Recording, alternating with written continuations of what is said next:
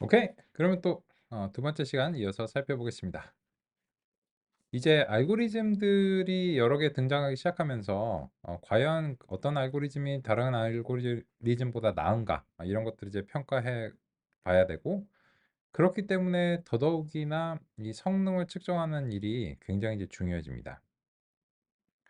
그래서 이 성능을 측정하는 것이 더 정교해져야 되기 때문에, 그리고 이제 그 성능들이 데이터 분포에 강하게 영향을 받는다. 그런 점들도 우리가 이제 관찰을 했습니다. 그래서 이 논의의 결론을 어느 정도 이제 지어야 되는 시점이 이제 왔고요. 어, 그래서 우리는 교차 검증에 대해서 이야기를 하기 시작했습니다. 그러면 이제 이전 시간에 마지막에 소개해드렸던 요 크로스 밸리데이션 스코어라고 하는 것과 요 크로스 밸리데이션 O라고 하는 것이 결과론적으로 보시면 이제 총 5개의 그 점수가 이제 되고요. 이 5개의 점수의 이제 평균을 낸 것이 평균 성능으로서 측정이 되고 있습니다. 그죠?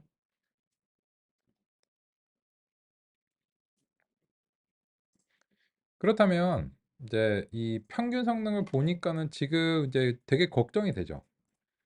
이 뭐 좋을 때는 뭐 79까지 뭐 아니 71까지도 나왔는데 거의 빵점에 가깝거나 아니면은 마이너스 점수가 나와서 예측에 완벽하게 이제 실패하는 경우가 있어 보여서, 그래서 이제 평균 성능이 이제 주저앉은 걸 보니까 이렇게 보니까는 아까 막 70점대나 80점대 가까웠던 그런 점수들은 환상이었구나. 이런 이제 걱정이 이제 듭니다. 그래서 이제 일단 첫 번째로는 여기서 좀 유의할 점이 있다는 것이고요.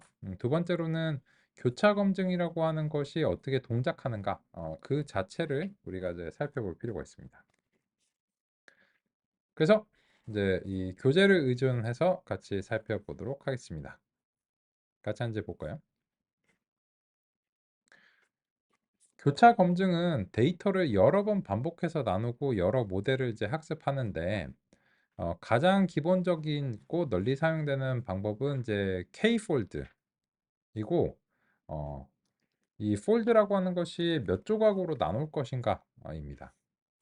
그 개념도가 그림 5-1번에 그 제시되고 있습니다.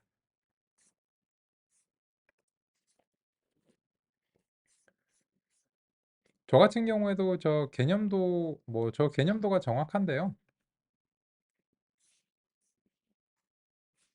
근데 이제 그 조금 이제 가독성을 위해서 제가 이제 동일한 내용인데 이렇게 이제 준비를 해봤습니다. 그럼 이제 보시면 이 교차 검증이라고 하는 것은 이제 어떤 방식인가? 같이 한번 이제 보겠습니다. 이게 그 어떤 데이터가 주어졌을 때 그 우리가 훈련을 이제 수행을 하고요. 훈련 데이터에 이제 사용되는 데이터들이 있는데, 평가를 위해서는 데이터를 남겨둬야 됩니다. 안 그러면 이제 새롭게 데이터를 구해오는 수밖에 없으니까요. 그래서 이제 요거를 평가용으로 남겨두고, 그거를 우리가 이제 시험 데이터라고 이제 불렀습니다. 그런데 뭐 우리가 이때까지 해오던 거잖아. 맞아요. 그런데 이게 훈련과 시험 데이터를 이제 분포에 따라서 성능이 이제 달라질 가능성이 있으니까요. 이 교차 검증이라고 하는 것은 이제 그 크로스 밸리데이션을 5로 설정하게 되면 전체를 가급적 균일하게, 근데 딱 5로 안 나눠 떨어질 수 있으니까 이제 최선을 다한다, 이 정도로만 말씀드릴게요. 최선을 다해서 5조각으로 나눕니다. 그리고 나서 처음에는 2번, 3번, 4번, 5번 조각으로 훈련하고 1번 조각이 이제 테스트 데이터로서 기능합니다. 그러면 그 1번 조각을 가지고서 평가한 점수가 첫 번째 점수가 되는 겁니다. 근데 이렇게 하면 여기에 있는 데이터들만을 가지고서 평가를 했을 때 이게 그 되게 뭐 쉬운 데이터가 들어가 있으면 이 점수가 높을 것이고, 그죠? 어려운 데이터가 여기에 하필이면 몰려갔으면 이제 낮게 되겠죠. 그래서 이게 이것만을 보고서 하는 것은 이제 비현실적일 수 있습니다. 그래서 교차 검증은 이번에는 1번, 3번, 4번, 5번 조각이 훈련 데이터가 되고, 그리고 이제 2번 조각이 평가용으로 쓰이고, 그래서 이제 두 번째 점수가 나오는 겁니다. 근데 여기서의 핵심은 이거예요. 1번 조각하고 2번 조각은 겹치는 부분이 없습니다. 그래서 평가용 데이터는 완전히 서로 다른 집합이 사용됩니다. 나머지도 마찬가지입니다. 그래서 이제 다음에는 3번 조각이 평가용으로 준비가 되고 1번, 2번, 4번, 5번 조각으로 하고 그 다음 마찬가지입니다. 그래서 이 교차 검증을 수행하게 되면 서로 완전히 겹치지 않는 데이터들로 5번 평가를 하게 되는데 그 몇 번을 평가하게 될 것인가는 우리가 이제 하는 설정에 따라 달려 있습니다. 근데 그렇다면 크로스 밸리데이션을 5로 한다는 것은 평가용으로 20%의 데이터를 사용한다는 뜻입니다.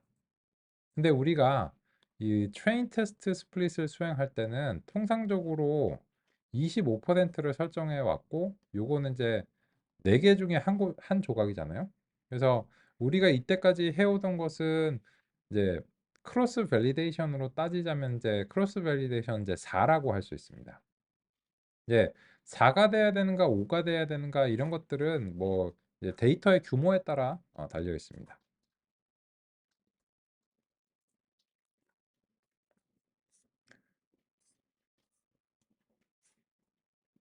잠깐 그림에서요. 네, 선생님. 그 평가는 1번, 2번, 3번, 4번, 5번 주목라고 말씀하셨잖아요. 맞습니다. 학습된 데이터 1번, 1번, 1번, 1번, 1번은 같은 데이터인 것 같은데. 요거는 다 같은 데이터입니다. 그래서 이제 그 학습 데이터들은 중복이 있을 수 있죠. 그죠? 여기 이제 그 잘 보신 것처럼 학습 데이터들 자체는 요 1번이 여러 곳에서 이제 포함이 될 수 있는데 뭐 1번, 3번, 4번, 5번 집합, 1번, 2번, 4번, 5번 집합이면은 이 두 개의 교집합이 1번하고 4번하고 5번이잖아요. 그죠? 그래서 이제 그 평가용 데이터들은 어느 정도 이제 겹치지만 근데 이게 완전히 동일하지는 않죠. 약간 이제 요런 느낌이죠. 그죠? 그래서 이제 훈련 데이터 집합들도 조금씩 다르고요. 평가 데이터들은 이제 완전히 서로 다릅니다. 그런 내용이 지금 이제 340페이지의 내용입니다.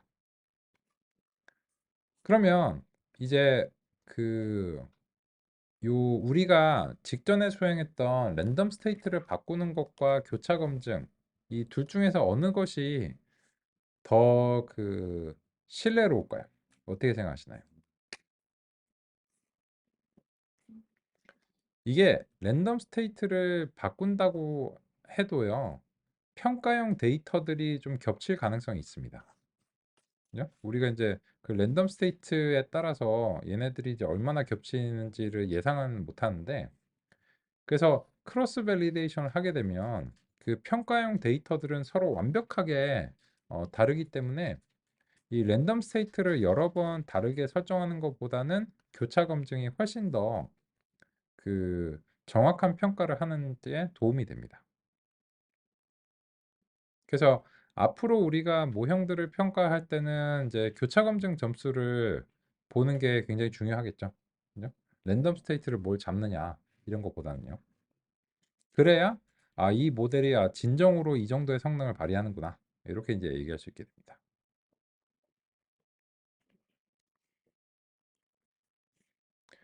그런데 문제가 있죠. 아까 이제 랜덤 스테이트들을 이제 이렇게 이제 보니까 그래도 뭐 어느 정도 나왔단 말이에요. 완전히 이제 좋지는 않은데. 근데 이런 것들을 하고 교차 검증 점수를 비교해 보니까 너무 심한 차이가 납니다. 그러면 그 네 말대로 이게 교차 검증을 해봐야지 이거 확실히 알 수 있는 거구나. 이렇게 이제 생각하실 수 있는데 조금 주의하실 점이 있어요. 뭐냐면 이 우리의 모델 평가랑 크로스 밸리데이션이 유사하면서도 좀 다른 점이 있는데, 일단 요 크로스 밸리데이션 스코어를 수행할 때는 이 회귀 데이터에 대해서 셔플을 해주지 않습니다. 그러니까 셔플 기능이 여기에 포함되어 있지 않습니다.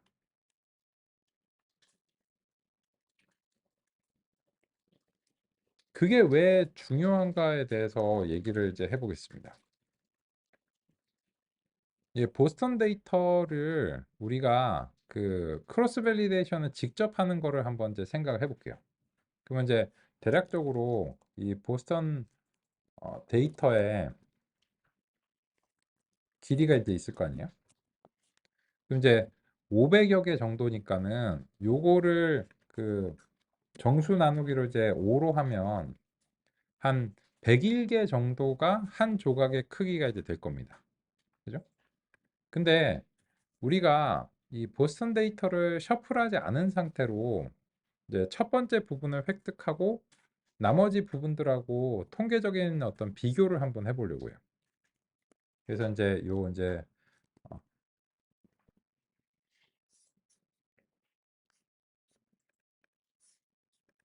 요거를 이제 폴드 크기 이렇게 이제 하겠습니다.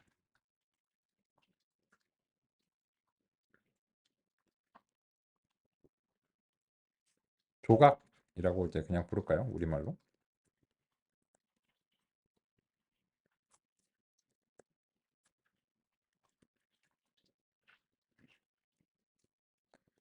그러면 우리가 이제 이 보스턴 데이터에서 보스턴 이제 프레임에서 조각 크기만큼 획득을 이제 해보겠습니다. 이제 획득을 하면 전체적으로 이제 이 조각 크기가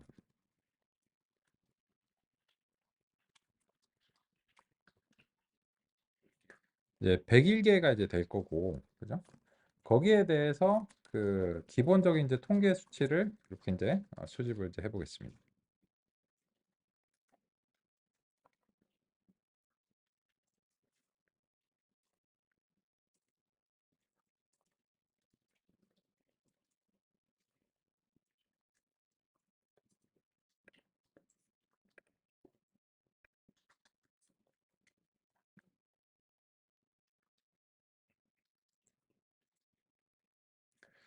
그러면 이제 이거는 전혀 셔플이 되지 않은 상태로 첫 번째 부분에 대해서 우리가 획득을 수행한 거죠. 이렇게 이제 그 500여 개가 있는데 그 중에서 이제 이렇게 그냥 순차적으로 딱 획득을 한 겁니다. 그리고 이제 그것의 통계 분석을 이제 수행하는데 뭐 이제 대강 이제 그 평균 정도 한번 이제 보겠습니다. 이제 평균 정도 보시면 요 크라임이 뭐 0.28, 뭐 얘가 뭐 12, 뭐 이렇게 이제 되어 있고, 또 뭐 에이지 뭐 룸의 개수가 6개, 뭐 에이지라고 하는 것이 뭐 56 이렇고, 텍스가 290 뭐 이런 식이 있거든요. 그리고 이제 그 최종적으로 이제 타겟의 그 요게 이제 가격인데, 그 가격이 이제 22 정도 되는 이제 요런 이제 겁니다. 그런데 이 첫 번째 조각의 이후에 나머지 조각들에 대해서도 우리가 이제 통계 분석을 이제 수행해 보겠습니다. 이제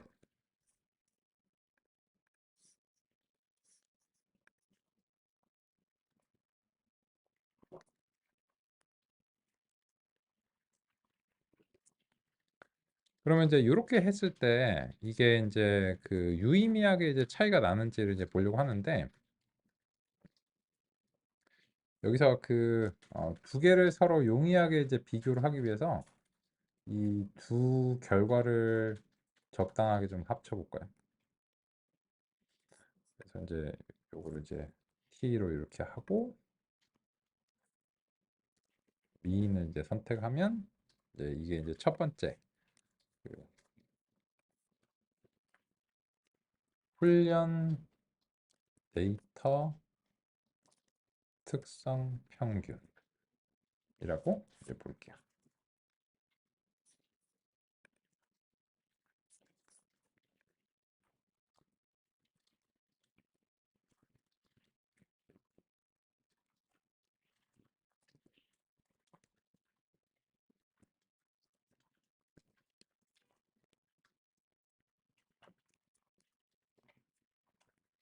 이게 그 서로 이렇게 딱 붙여가지고 하나로 이제 만들어 보려고요.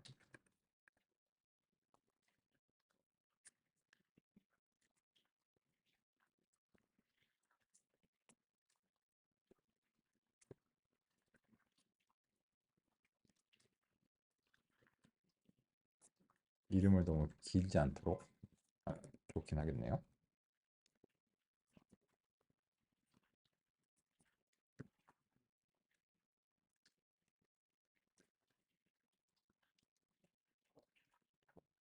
그 팀은 어떤 그 인가만 뽑았는지. 음, 요 T에 대해서 이제 어, 말씀드리면 요 보스턴 이제 프레임이 이렇게 이제 있잖아요. 근데 이 T라고 하는 것은 트랜스포즈의 약자입니다. 근데 뭐 그 약자가 약자인 거랑 그 의미를 뭐 자 트랜스포즈니까 알겠지 이런 게 아니고요. 요거는 전치현산이라고 하는데 이제 행렬에서는 행과 열을 서로 바꾸는 역할을 수행합니다. 그래서 지금 이제 보시면 아이고 여기서 여기가 0, 1, 2, 3, 4고 여기가 이제 열이잖아요. 근데 여기에 대해서 이제 t를 해보겠습니다. 트랜스포즈를 이제 해보시면 그러면 이제 행과 열이 이제 바뀝니다. 이런 식으로. 네. 그래서 이제 요 t라고 하는 것은 이제 선형대수라고 하는 이제 곳에서 이제 트랜스포즈라고 하는 것을 이제 쓰는데 그 용어를 그냥 차용을 했다. 이렇게 이제 보시면 되겠습니다. 그래서 이제 지금의 경우에 제가 그 요 평균 값이 색임에 있어가지고 선택을 하는 게 조금 불편해서 그냥 t로 이제 바꿔가지고 이제 해봤습니다. 그래서 이제 검증 특성 평균하고 이제 훈련 특성 평균하고 이렇게 이제 두 개를 이제 만들었고 요 두 개를 이제 하나로 좀 합치려고요. 그래서 이제 그 펜다스 이제 데이터 프레임으로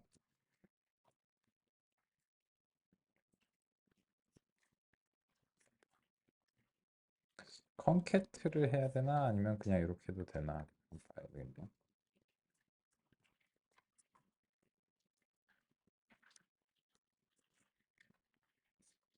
음,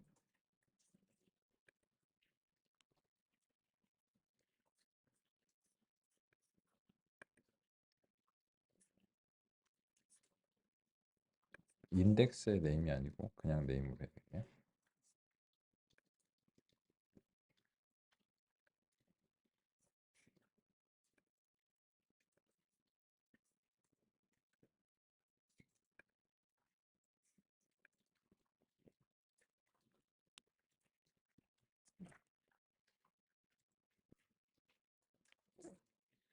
이렇게 그 해서 비교를 좀 해보도록 하겠습니다.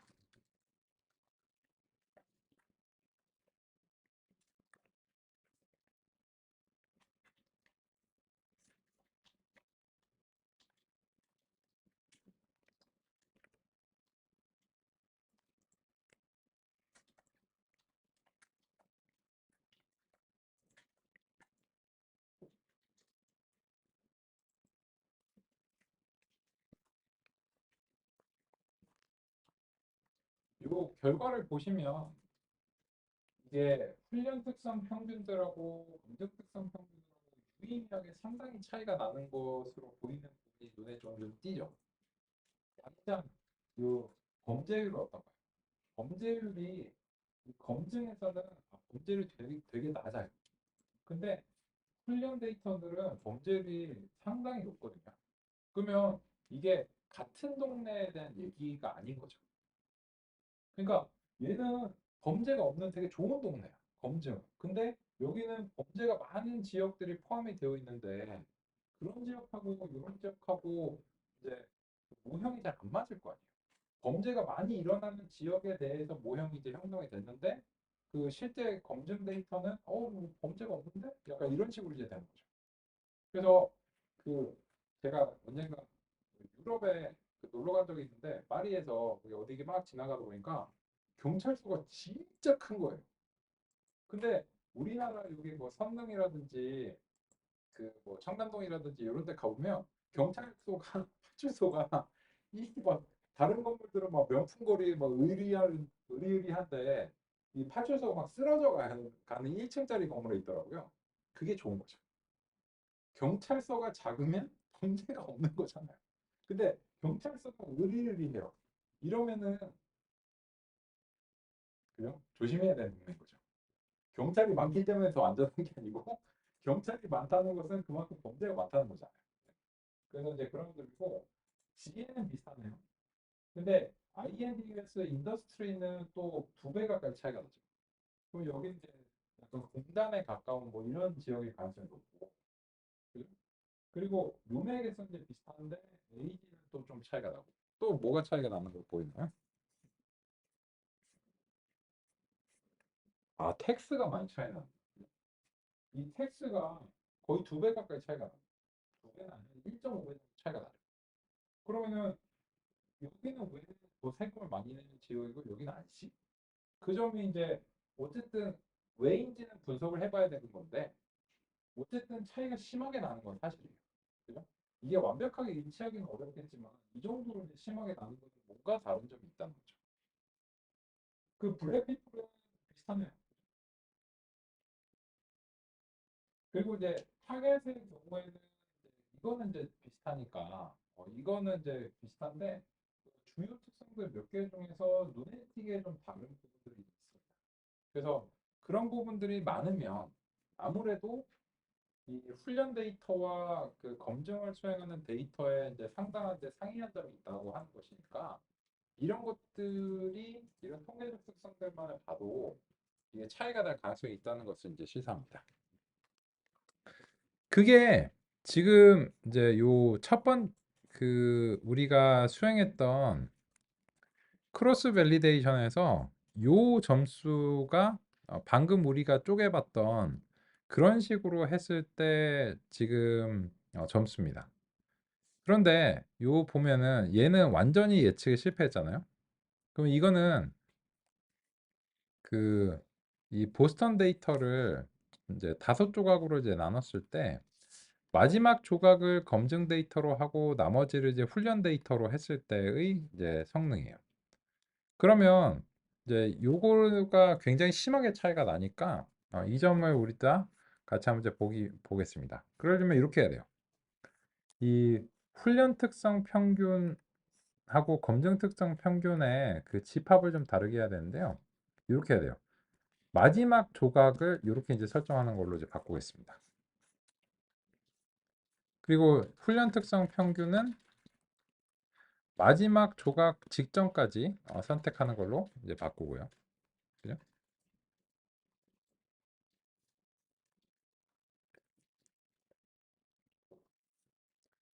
그리고 나서 이제 이 두 개를 아까와 이제 동일한 방식으로 이제 비교를 해보겠습니다.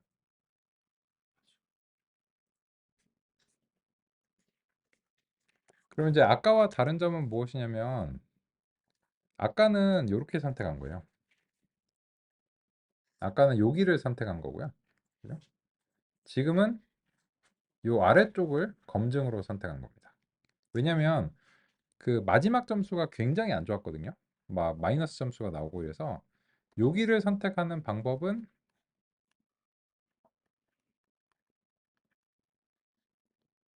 이렇게 이제 선택을 하면 됩니다.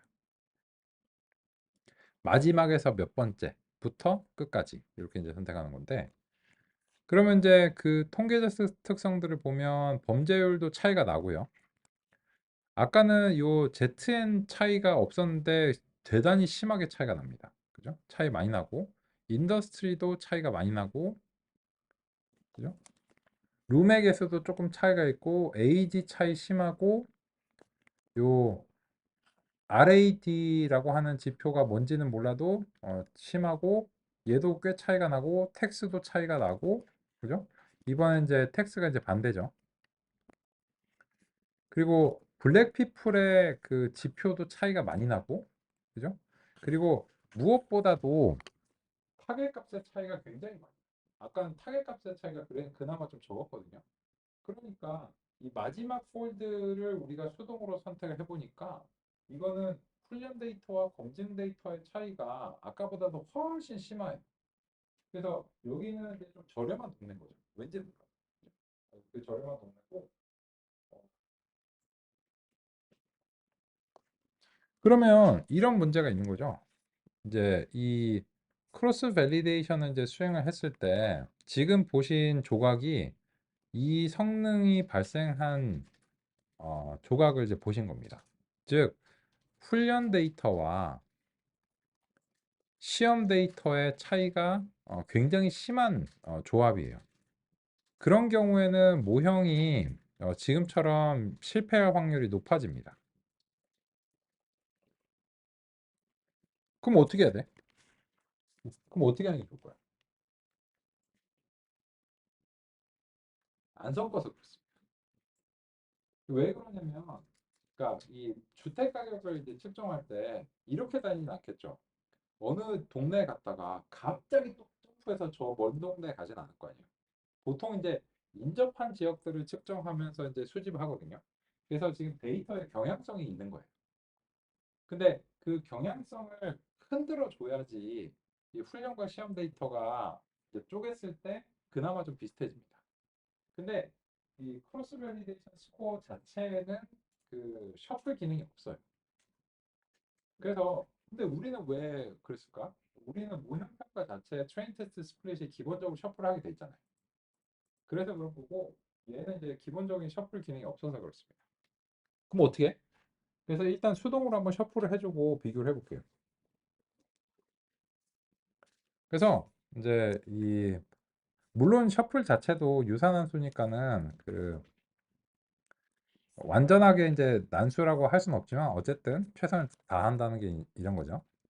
그래서 이제 표본 선 표본 순서를 넘파이 랜덤에서 퍼뮤테이션 이렇게 이제 해가지고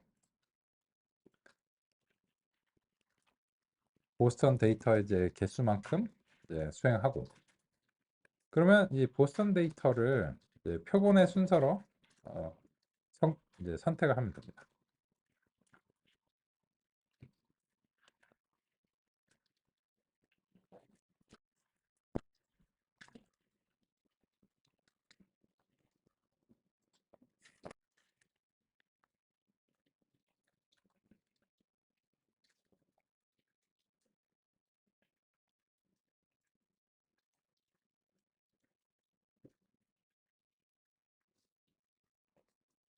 그럼 어떤가요? 아니야, 다행이죠. 그죠? 아까의 성능이 그 어느 정도 이제 유의미하다는 것을 다시 재현했잖아요. 섞으니까 다르잖아요. 그래서 이게 그 크로스 밸리데이션 스코어를 할 때도 데이터의 성능이 되게 중요하다는 사실을 우리가 이제 확인합니다. 그러면은 우리가 이게 섞은 상태로서 조각들을 살펴보면 그나마 두 개가 유사할 가능성이 어느 정도 있는 거죠. 하지만 그래도 이 성능이 곤두박질 치는 경우가 있어요. 그죠? 그리고 이거 지금 저랑 점수가 완벽하게 동일하시진 않을 거예요. 뭐 왜냐면 이제 무작위로 해왔기 때문에 동일하시진 않을 텐데 하지만 이제 평균 성능은 유사한 범위일 가능성이 높습니다. 평균 성능이 어느 정도 될까요? 7, 그죠? 그래서 뭐 좀 차이가 있습니다. 차이가 있는데 그래도 이제 어느 정도 이제 참조할 만하다. 저도 이제 몇 번 돌려볼게요.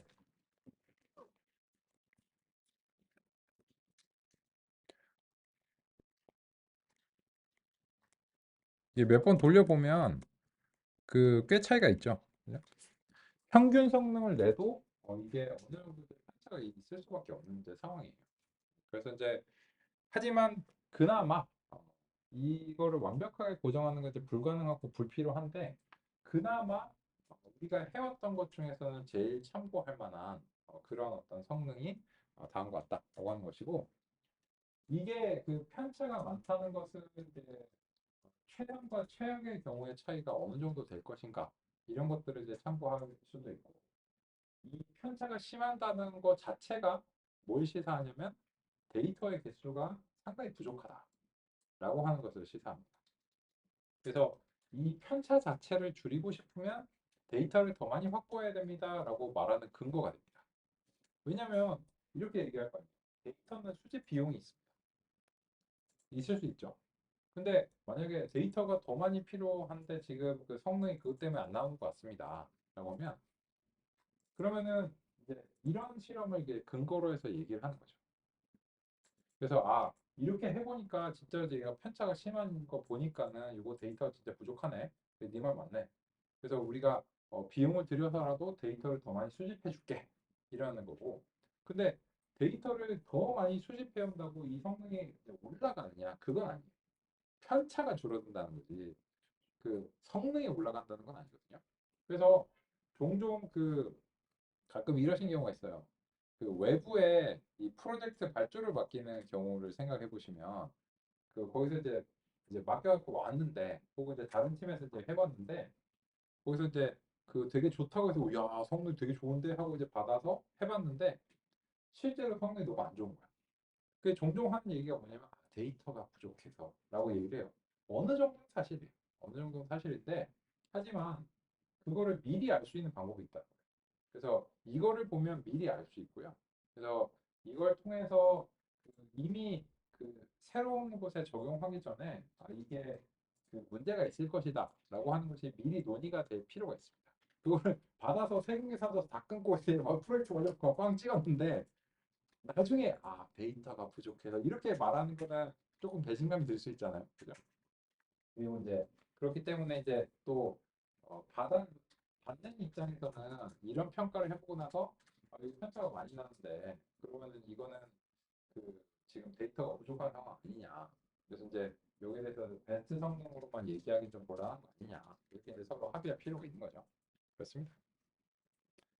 그래서 이제 우리는 이제 현재 시점에서 모형의 성능이 과연 어느 정도인지를 얘기하기 위해서 이제 교차 검증이라는 기법을 선택할 필요가 있다라고 하는 점을 살펴봤습니다.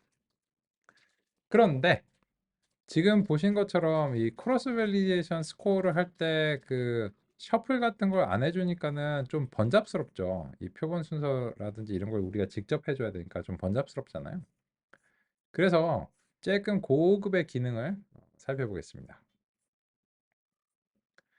먼저 우리 교재를 공감해보고 가겠습니다. 342페이지 보겠습니다.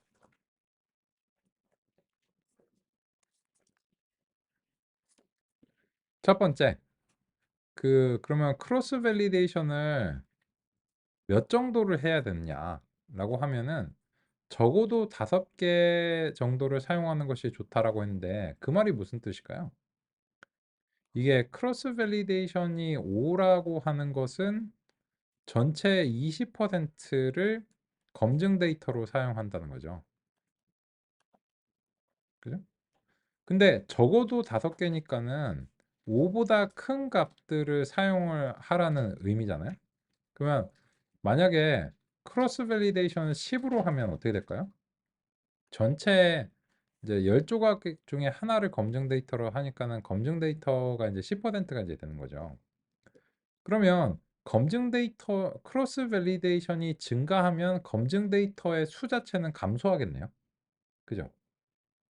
근데 왜 이 크로스 밸리데이션의 개수를 5 이상으로 잡는 게 좋다라고 얘기를 했을까요? 왜냐하면 검증 데이터의 비율이 늘어나면 그만큼 훈련 데이터를 희생해야 돼요. 그래서 훈련 데이터가 안 그래도 귀한데 훈련 데이터를 희생을 많이 하면 당연히 좋지 않겠죠. 네? 근데 이 검증 데이터가 또 너무 작아지면 어떤 문제가 생기냐면 검증을 제대로 뭐이 절대 10%라는 것만 보시면 안 되고 절대 개수를 보셔야 돼요. 절대 개수가 한 뭐 2개, 3개, 5개밖에 안 돼요. 이러면은 제대로 검증이 안 될 거 아니에요. 그죠? 그래서 그런 이유 때문에 오히려 이제 훈련 데이터의 희생을 최소화하면서 검증도 어느 정도 될 수 있는 숫자를 찾아야 되는데 그건 절대 기준이 없죠. 지금 보유한 데이터의 규모에 따라서 해야 되지만 그래도 5 이상은 해야 될 것 같다. 이렇게 이제 제시를 합니다. 이게 크로스 멀티플리케이션 2면 어떻게 되나요? 2. 그죠? 반띵 하는 거잖아요. 그러면은 반 훈련 데이터, 반 검증 데이터인데 그런 경우도 가능은 해요. 언제? 데이터가 너무 많아. 그래서 뭐 이거 뭐 수천만 건인데 뭐 그중에 뭐 절반 하면 되지 뭐 이렇게 하면 그렇게 데이터가 되게 많아서 훈련 데이터가 절대 개수가 되게 충분할 것 같아요. 그러면 뭐 검증을 빡세게 해보자. 이렇게 할 수는 있지만 그런 경우라도 가급적 한 5 정도는 돼야 되지 않을까 생각합니다. 그리고 이제 보시면 교차 검증의 정확도는 이제 평균을 사용하고 이 평균 값으로서 실제로는 그뭐 성능을 이제 기대할 수 있다는 건데 여기서 이제 97이 나온 거는 지금 아이리스를 해서 그래요. 그죠? 이제 뭐 되게 이제 좋은 경우를 이제 가지고서 얘기를 하는 거고 보스턴 데이터가 이제 아니라서 이제 그렇고요. 이제 10겹으로 했을 때 5개 이제 뭐 10겹으로 했는데 5개에서 봤는데 100에서 93%까지 차이가 큰데 그 이유가 여기 나와 있죠. 데이터가 상당히 이제 작다.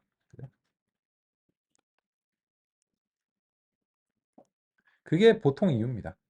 그래서 이제 그런 점을 이제 보시고서 이건 데이터가 좀 늘어나야 된다. 이런 경우 있어요. 데이터가 부족한데 어떻게 하죠? 뭐 업샘플링 하고 뭐 이런 기법 없나요? 있죠. 있는데 좋지 않아요. 그 업샘플링을 한다는 게 가공의 데이터를 만든다는 뜻이잖아요. 그죠? 그 이미지들도 요새 업샘플링 하잖아요. 그래갖고 원래는 저해상도로 전송하는데 그 받는 쪽에서 복원을 해가지고 데이터의 대역폭을 줄이면서 보기에는 고해상도로 보이는 게 업샘플링이잖아요. 그게 요새 게임 같은 경우에서도 많이 사용이 되거든요. 뭐 엔비디아에서 뭐 최신 기술에 따르면 그래픽 카드가 후진데 그 AI 업샘플링을 해가지고 되게 좋은 그래픽 카드처럼 보이는 거예요. 이게 업샘플링이거든요. 근데 그거는 이제 영상 같은 경우에는 이제 뜨문뜨문하게 이제 해도 어느 정도 이제 AI에 의해서 이제 복원을 하면 그러면 이제 가능한데 근데 실제 데이터들은 그렇게 하기가 조금 쉽지가 않아요. 그래서 사실은 데이터의 수가 좀 깡패다. 그래서 데이터의 수가 모자른 거는 거의 약이 없습니다. 그래서 데이터의 수가 모자르면 성능은 굉장히 문제가 있을 것이다. 이렇게 얘기하는 수밖에 없고 만약에 이런 경우가 있어요. 우리 데이터 기밀이라서 그 데이터를 드릴 수는 없어요. 드릴 수는 없고 데이터가 뭐 대강 이렇습니다. 그러면 그거 가지고서 그냥 랜덤하게 값을 생성한 다음에 하면 되게 잘 맞아요. 근데 실제 데이터에 전혀 안 맞아요.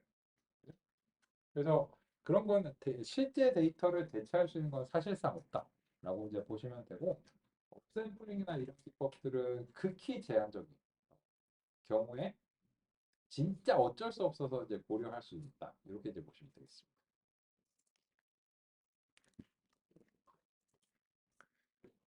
그리고 이제 343페이지를 통해서 한번 정리를 해볼까요?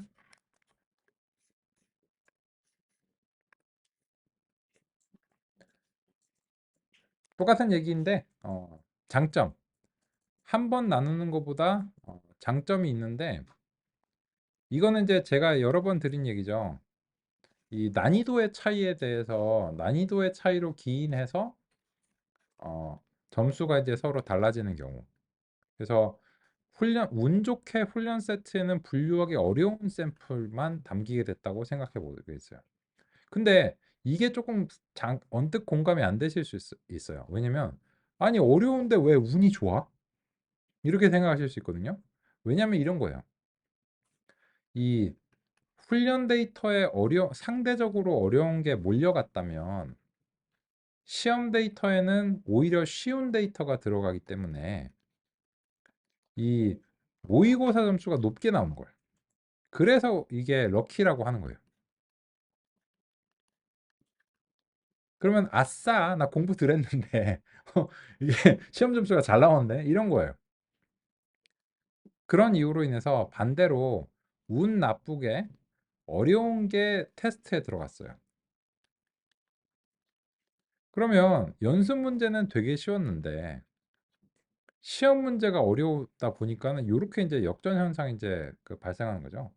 그러면 이제 정확도나 이제 성능 지표가 비현실적으로 낮게 나온다는 겁니다. 그죠? 이거는 이거는 이제 비현실적이죠. 좀 이제 왜곡이 있다는 거죠. 물론 그럴 수도 있지만 이제 이런 상황 자체가 이제 좋지 않다는 거고요.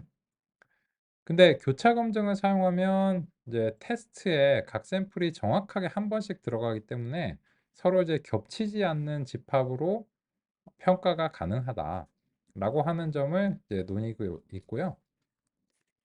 그래서 교차 검증 점수와 그것의 평균을 높이기 위해서는 일단은 그 평균값 자체를 높이기 위해서 노력을 해야 된다라고 하는 점을 논의하고 있습니다.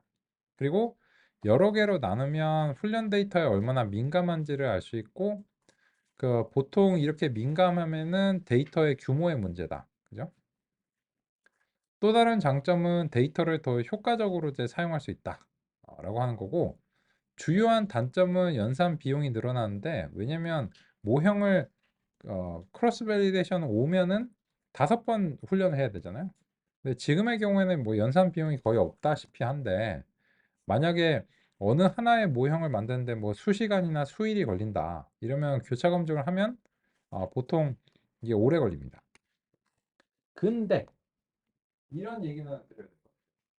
그 교차 검증을 하면 연산 비용이 늘어나는데 이게 연산 비용이 늘어나는 주요한 이유가 뭐냐면 데이터의 규모가 늘어나면 연산 비용이 늘어나죠. 근데 데이터의 규모가 늘어나면 교차 검증의 필요성이 없어져요. 그래서 딥러닝에서는 교차 검증을 잘 안 합니다. 그래서 왜냐면 교차 검증 자체가 이게 여러 가지 그 시나리오를 이제 보면서 하는 건데 그게 서로 다를 가능성이 있어서 그런 거잖아요. 근데 데이터 자체가 증가하면 그런 필요성 자체가 낮아지면서 교차 검증 자체가 필요 없어지거든요.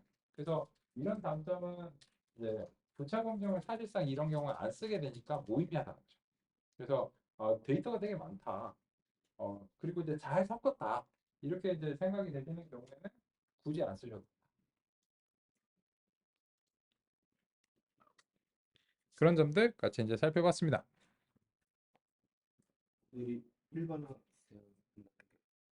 잘 섞는다는 아, 모델이 일반화가 된다는 건 테스트 점수가 높다는 뜻입니다. 그러니까 일반화라고 하는 용어에 대해서 우리가 같이 한번 좀 공부해 보겠습니다. 그 점은 이제 지금 좀 논의를 잘 드려야 되겠네요. 우리가 좀 적극적으로 논의하지 않은 부분인데 이제 55페이지로 가보겠습니다.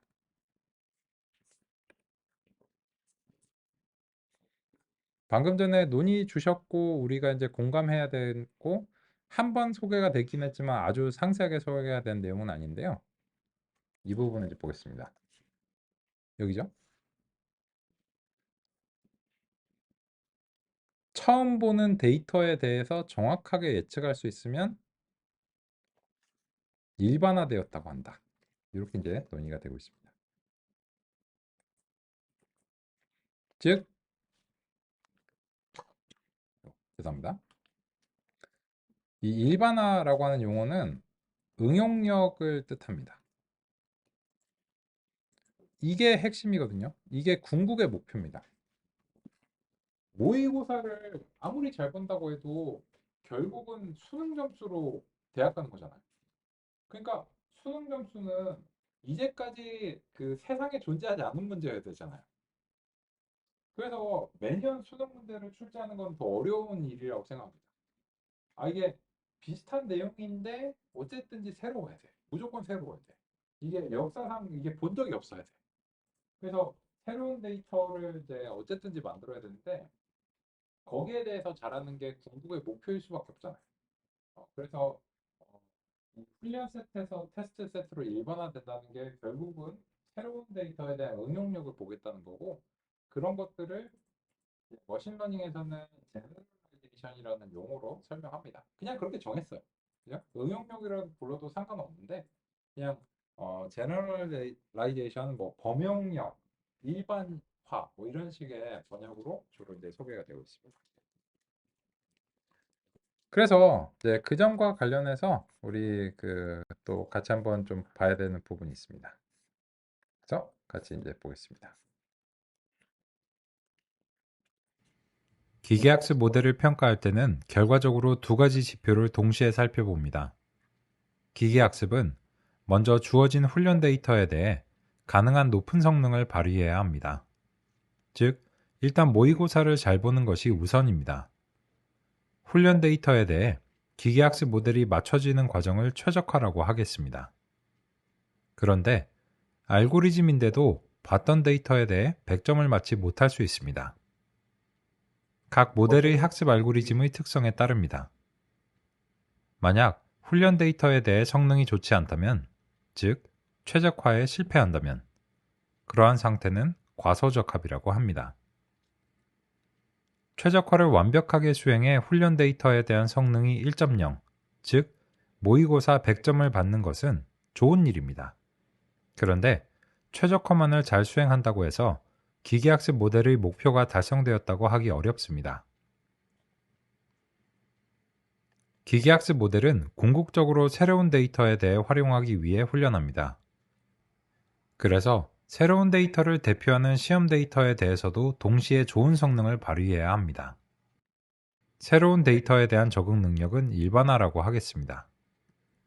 만약 훈련 데이터에 대한 성능과 비교해 시험 데이터의 성능이 그에 못 미친다면 이것은 문제입니다. 즉, 모의고사를 잘 본다고 해도 결국 수능에서 모의고사만큼 잘해야 의미가 있는 것입니다. 훈련과 시험 데이터 성능의 차이가 많이 벌어지는 경우는 과적합 또는 과대적합이라고 합니다. 훈련 데이터에 과하게 최적화되어 일반화 성능에 부정적인 영향을 미치는 상황입니다. 정리하자면 기계학습 모델은 최적화에 성공하면서 동시에 일반화 성능도 좋아야 의미가 있습니다. 종종 최적화는 완벽하지만 일반화에 실패하는 경우가 많습니다. 기계학습 모델에 따라서는 완벽한 최적화를 무조건 보장하는 경우가 있습니다. 하지만 그러한 것이 일반화까지 완벽하게 된다는 것을 의미하지는 않습니다. 일반화 성능은 반드시 시험 데이터로 평가해서 살펴봐야 합니다. 이러한 현상이 발생하는 이유는 크게 두 가지인데, 첫 번째는 모델의 표현력이고 두 번째는 데이터의 규모입니다. 모델의 표현력이 부족하면 과소적합이 발생하고 과하면 과적합이 발생합니다. 데이터가 너무 작은 경우에는 과적합이 주로 발생합니다. 이제 우리는 이 두 개의 지표를 동시에 보면서 어떠한 문제가 발생했는지를 살펴봐야 되고 그 판정에 따라서 뭘 해야 되는지를 결정해야 돼요. 근데 궁극적인 목표는 결국은 응용력이기 때문에 이 궁극의 이 시험 점수가 높은 게 어쨌든 킹왕짱입니다. 어떻게 해서든지 이걸 올려야 돼요.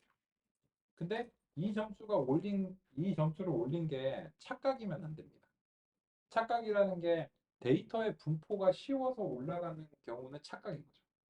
그래서 교차 검증 같은 것을 통해서 우리가 여러 노력들을 거쳐서 이거를 측정해 봤을 때 시험 점수가 높으면 아 이것은 밖에서 나가서도 아마도 잘할 것이다 라고 하는 이제 기대를 상당히 할 수 있게 됩니다.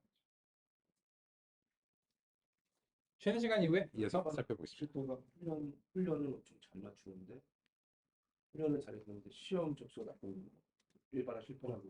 네, 그렇습니다. 교재 해당 부분 참조드리겠습니다. 그래서 이제 이 서술이 있는데 조금 넘겨보시면 이거는 기계학습에 대한 그 논의를 하는 교재는 무조건 있어야 되는 그림입니다. 이 그림 2-1번이고 그래서 여기서 이제 훈련에 대해서는 성능이 높은데 시험 데이터에 대해서 성능이 낮아지는 이런 이제 과적합에 대한 경향성을 이제 보여주고 있습니다.